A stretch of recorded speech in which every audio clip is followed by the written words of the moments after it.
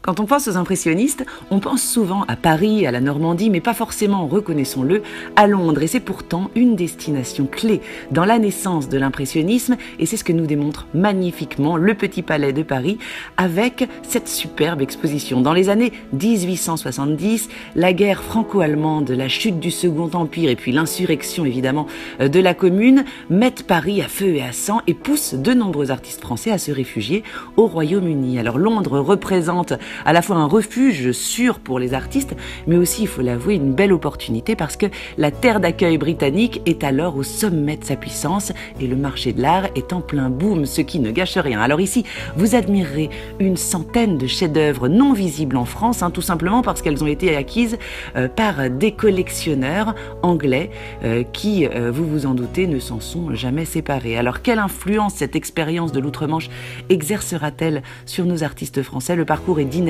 Vous pourrez porter à votre oreille les témoignages d'anglais de l'époque sur l'art qu'ils découvraient. Quand nos Français arrivent à Londres, eh bien, ils ont un sentiment partagé. Ils rêvent d'admirer en vrai les bords de la Tamise, de suivre les pas du grand William Turner. Ils rêvent d'une liberté qu'ils n'ont pas à Paris, à commencer par le plaisir de marcher sur les pelouses librement. Et oui, Paris, effectivement, avec l'insurrection de la Commune, n'est plus une terre libre au moment où la guerre ravage la capitale.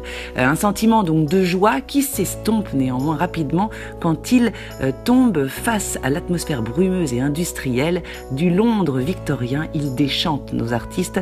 Ça n'est pas tant le Londres de Turner qu'il découvre que celui de Dickens, des gravures enfumées et sombres de Gustave Doré, moins glamour que prévu, sans compter qu'ils ne sont pas tous exilés et célèbres, loin de là. Carpeaux, Daubigny ou Tissot sont célèbres. Tissot d'ailleurs qui changera son prénom, Jacques-Joseph, en James, et qui l'anglicisera, mais pas encore, par exemple, Pissarro, Sisley, Monet ne sont pas encore célèbres. Eux, ils arrivent sans un sou. Monet, par exemple, ne peindra en 8 mois qu'à peine 6 tableaux, dont ce magnifique portrait de sa femme Camille, qui témoigne quand même du mal du pays de notre impressionniste préféré.